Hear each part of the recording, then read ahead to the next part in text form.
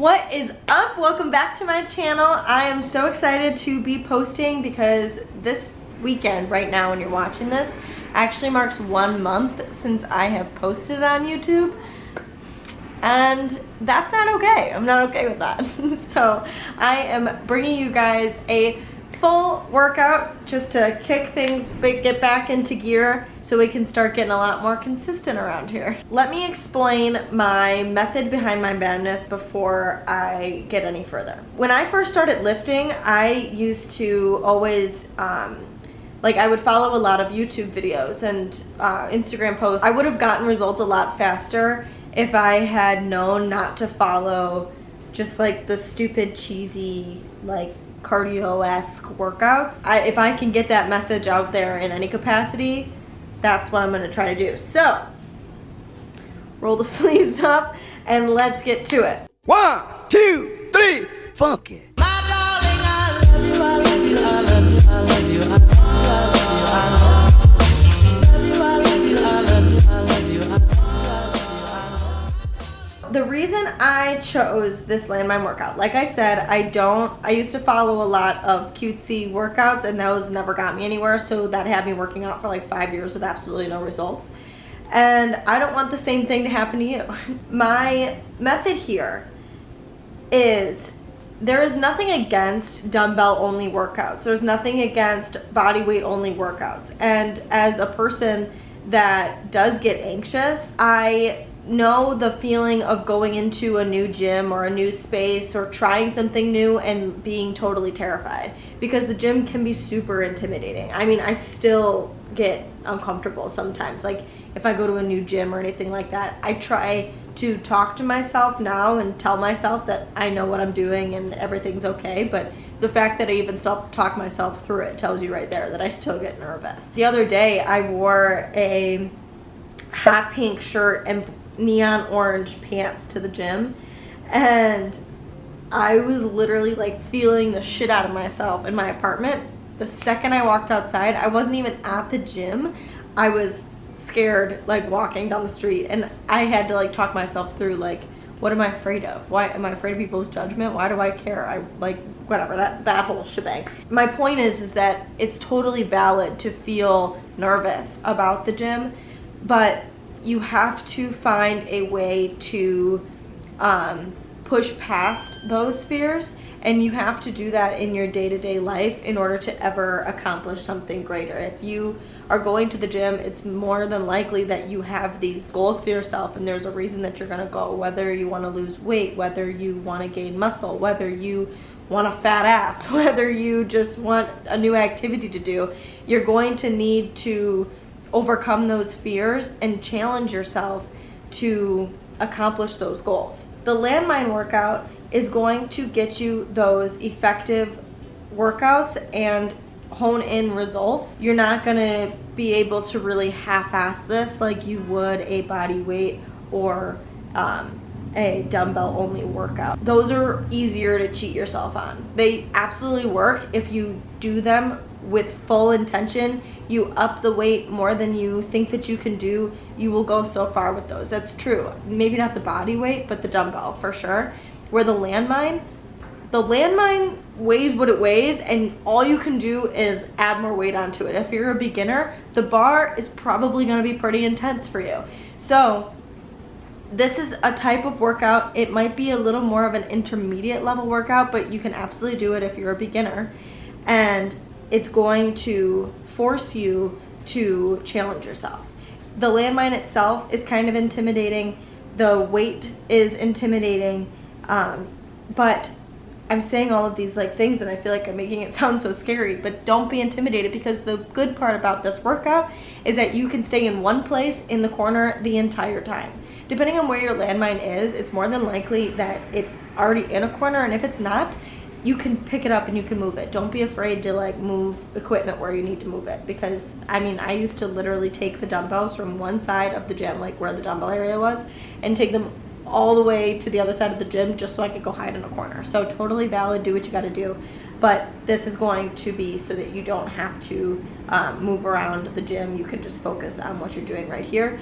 And we're gonna work our entire full body. Starting the workout off with legs, we're going to start with squats. This is a little bit simpler than doing it with a barbell on a rack for two reasons. One, you're only putting one plate on the bar compared to two. So you can do less weight here while it's still intense.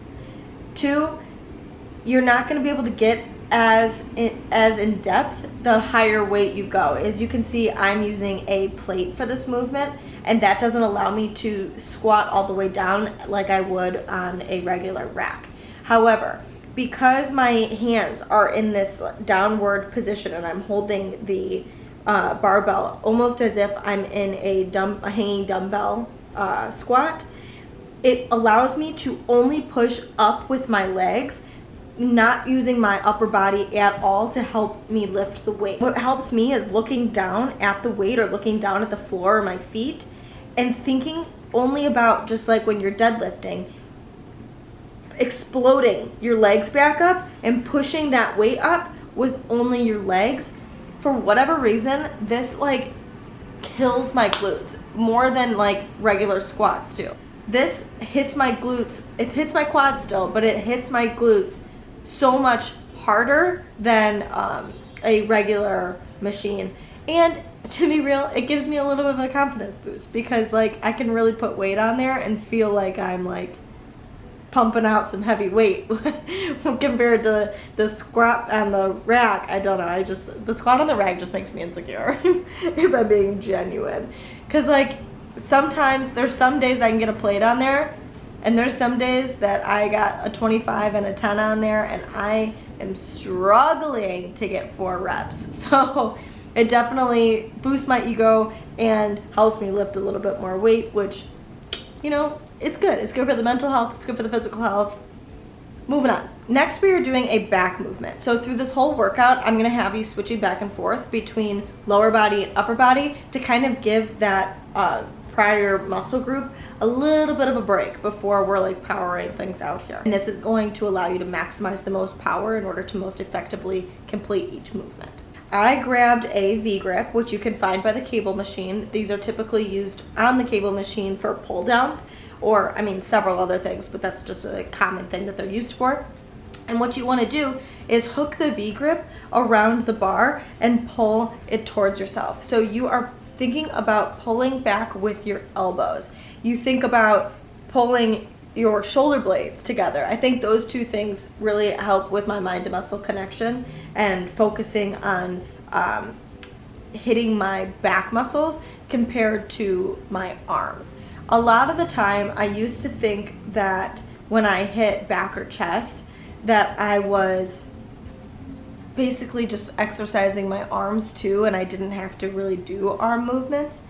And honestly, I was probably right, because I thought that because that's where I would feel it, was in my arms, because I was focusing on just picking the weight up and not actually the muscle I was trying to target. So thinking about bringing your scapula or your shoulder blades together and pushing your elbows backwards or pulling the movement up with your elbows, that's what's really going to help you target your back muscles. This is going to be really good for your traps. That's the upper middle part of your back.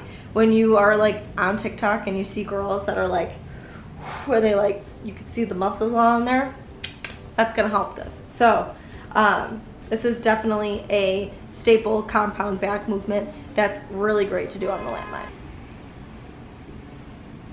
Landmine curtsy lunges. If I could marry an exercise movement, it would be this one. I love her. I love this movement so much. It's the most intense and effective gluteus medius or side booty workout that I have ever done. I've always had really stubborn glutes. It's always been really hard for me to actually feel the tension in my glutes when I work them. And without fail, every single time I feel them in this movement due to the stretch that you get when you are doing this movement. So, how to do this effectively? You can absolutely do curtsy lunges with dumbbells. That's how I always used to do them. You also really could do it with a barbell. I mean, you could do curtsy lunges no matter what, but for whatever reason, the landmine, man, it just like really isolates. You hold one end and you rest the bar on a hooked elbow to hold it in place. So that way you're using your body to hold the weight up while you're moving it. It's basically just like adding weight onto your body because it's like morphed into you.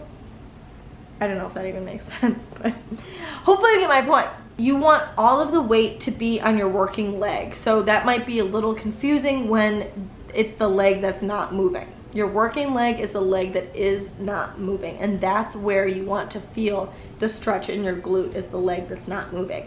Keep one leg stable on the floor, and you pull the leg that's closest to the landmine back and behind you. The key here, and what's really easy to do, is you don't want to fully stand up between reps. I used to do this a lot at first. You want to make sure that your foot that's curtsying, the one that's going back and forth, you're not standing up. Like, you're not like doing one rep and then done, and then one rep and then done, and then one rep and then done. That's not how that is going to be the most effective. What's going to be the most effective is keeping that foot just down for balance, but you're not actually planting the foot onto the ground.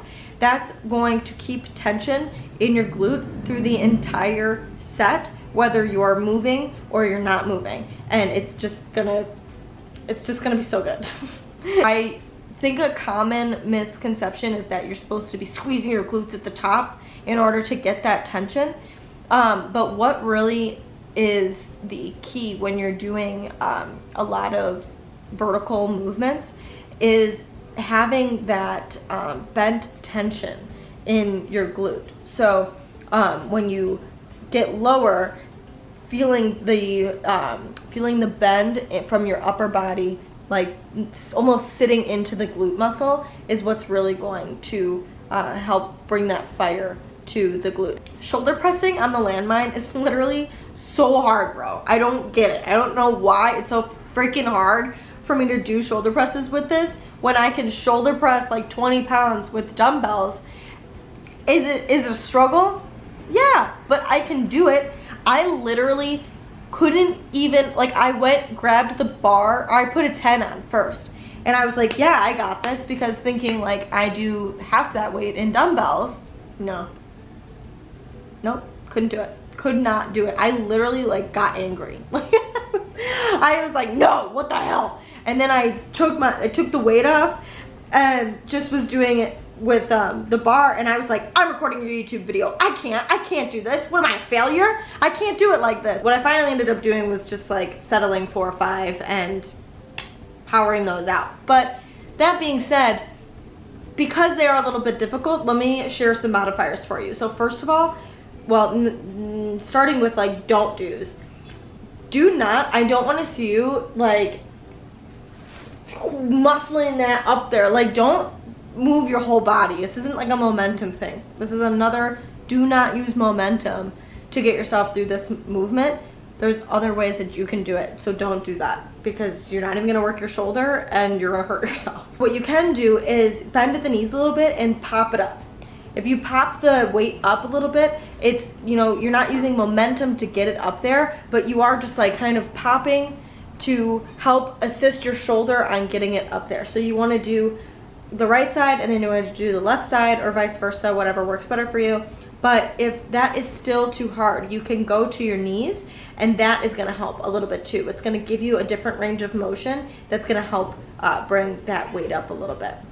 And then the very last thing that you do have the option of doing, if this is still too hard, is holding on to the end of the bar and doing it with both hands. It's going to, you know, alleviate some of that tension and make it a little bit easier until you can switch to doing it single arm, where it's really gonna get more intense.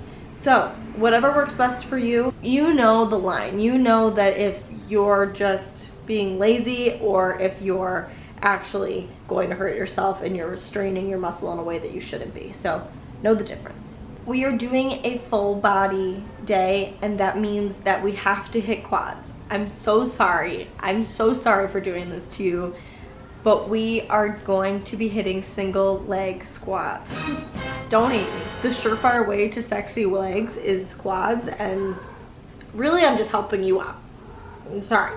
The weight distribution for single leg squat is going to be a little bit different than how it was for curtsy lunges. On the curtsy lunges, you barely wanted any weight on that curtsying leg, but for the single leg squat, you're still going to be using that secondary leg as balance, but you're going to have about 80% of the weight in your working leg and about 20% in the single leg squat. What really helps me is actually physically looking at the leg that's working, looking at the quad, making sure that I'm focused solely on that one leg, so I can really focus on using that one leg to lift the weight, compared to accidentally letting my hips shift and using both legs to bring the weight back up, because that's not the point of this movement. The point of this movement is to isolate each leg individually to really hone in on each individual quadricep muscle. So make sure that you are focusing on the leg that's working and only putting about 20% of the weight in that other leg. The other thing when it comes to single leg squats is the position that you want to be in. You want to sit down like you're sitting in a chair. You don't want to be leaning too far back or too far forward. You don't want any weird arching in your back. You just simply want a straight back from the back of your head all the way to your tailbone, and you want to be sitting into the movement. So the thing with this is, like, it just kind of comes naturally. And I know that's like an annoying thing to say, but it really, like, you'll figure it out. You're going to have to kind of like tweak where you are as you're doing the movement. Maybe do a practice set before you start to kind of feel out where your body needs to be. It really does come naturally. You just kind of have to get in there and do it, and you'll feel it out and you'll know kind of where your body needs to go. Just keeping in mind those key form elements of not having crazy arches and sitting down like you're in a chair, and you'll be golden. Pendulay rows are new to my back day routine.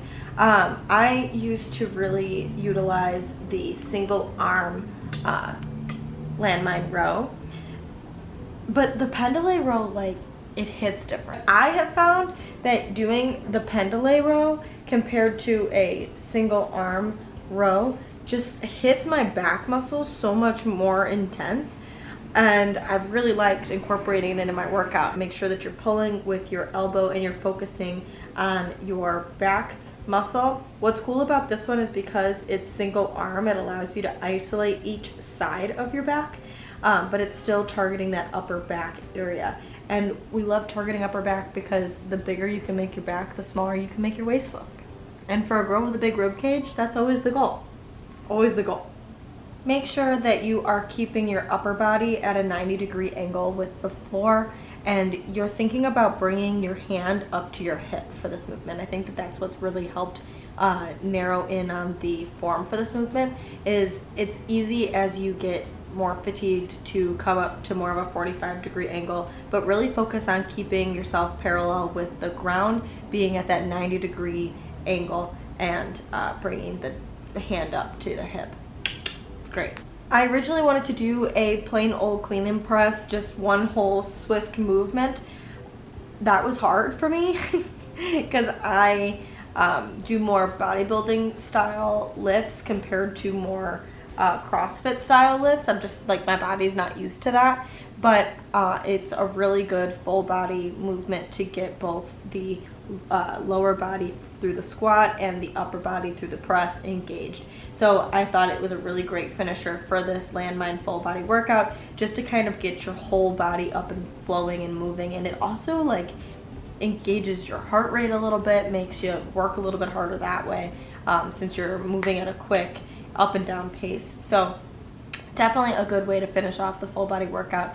But to modify it, it's more of a broken down movement compared to just it all being one flow. That's it for the entire workout. Like I said, you need to be able to leave your comfort zone. It's going to be daily habits that are going to lead you to overall success. If you think that you're one day just going to figure it out and be successful, like I always had the skewed vision of thinking my life was gonna be, you're absolutely wrong. It's never gonna happen unless you take tiny individual steps to get yourself to be the best version of yourself. So challenge yourself.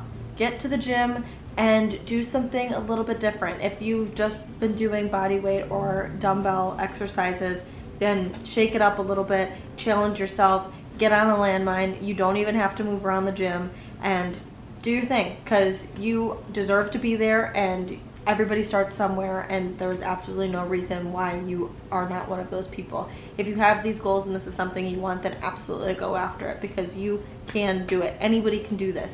So get after it. So excited to hear how this one goes. Please don't forget to like and subscribe. It means the absolute world to me, and it's gonna help me bring you more of what you wanna see. And I will see you guys in the next one. Bye.